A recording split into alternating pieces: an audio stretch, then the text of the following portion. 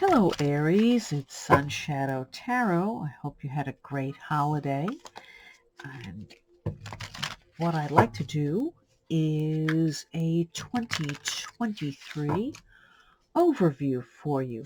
So you can take a look at things you should pay attention to, things you should watch out for. Um, Again, just a big, broad overview and see what kind of points are really coming through very strongly. And we can get our first dip our toe into the year and see what's happening. These readings have been very interesting, the other readings that I've done, so let's get into it. Okay, your first card here is the Five of Wands. Second card is the Knight of Wands. Third card is the Page of Pentacles. Then we have the Seven of Cups, the Two of Swords, the Four of Wands, the Knight of Pentacles, Page of Cups, King of Cups, very interesting, and the Ten of Cups, very good. Okay, so it looks like we're going to start off the year with a bit of confrontation, a bit of consternation, with the Five of Wands here. There's a little competition. Maybe there's just a little infighting, or it just could be some kind of internal quarreling with yourself, if that's a thing. Change certainly is coming in. You can't do much about it. That change is going to happen. It looks like it may be change in yourself, though. This seems to be a very grounded reading. So I think that a lot of this is quite internal.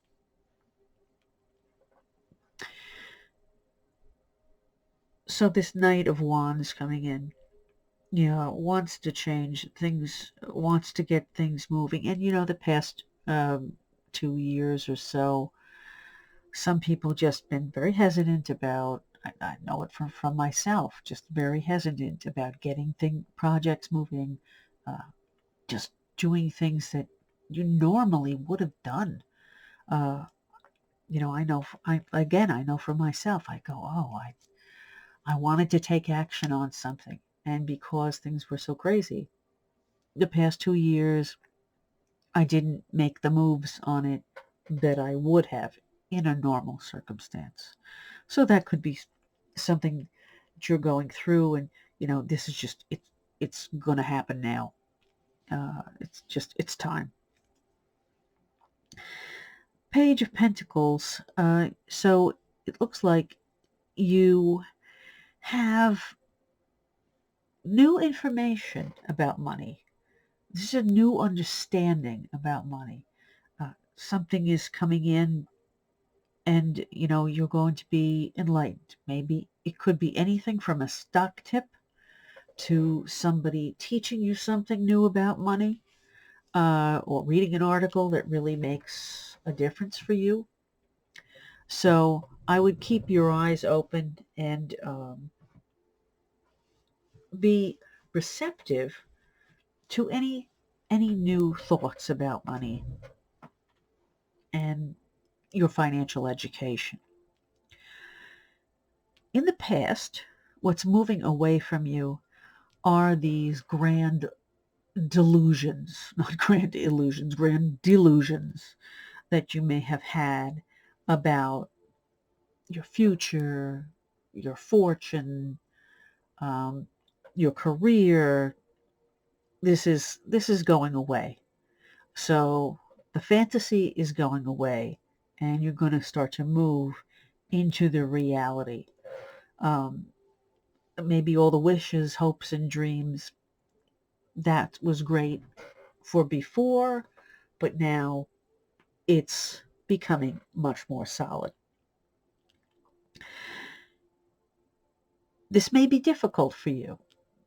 You may still feel that tension of, and that might be the internal struggle. You may feel that intention. You're stuck. You feel a little bit stuck right now and don't know exactly how to break out of it. You may feel like you're running blind because it's new, but that doesn't seem to be an issue for the future. The future looks like you're going to go into a much more mature understanding of money, of career, of how you want to do your finances, how you want to approach business. This is a very kind of I would say, it is a bit of a business oriented reading. So also just about, your house, your property, anything that you may own, you really are moving along and understanding it. It is slow. It's almost as a snail's pace, but it is happening. So be prepared. You may not think you're really going as fast as you'd like, but it is, that change is occurring. And it looks like you are going to be terrifically happy. This really is going to be a very solid uh, manifestation of anything that you may have had. And it may be, I think, 10 times better than your hopes and dreams. Because those were just kind of pie in the sky fantasies. But this is for real. You're going to make this happen this year.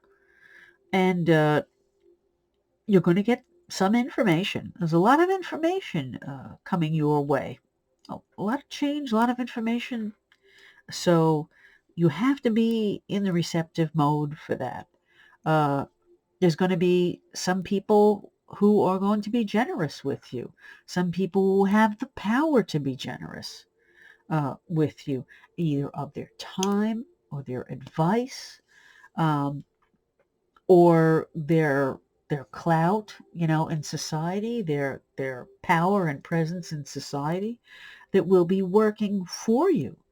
And you may actually, because of this good fortune, this is an excellent fortune reading, you may actually become one of these people who can help other people, one of these people who can give your wisdom and your experience um, and your help, maybe financial help, to people who really need it. So you can be like the benevolent king in your life and with the people around you.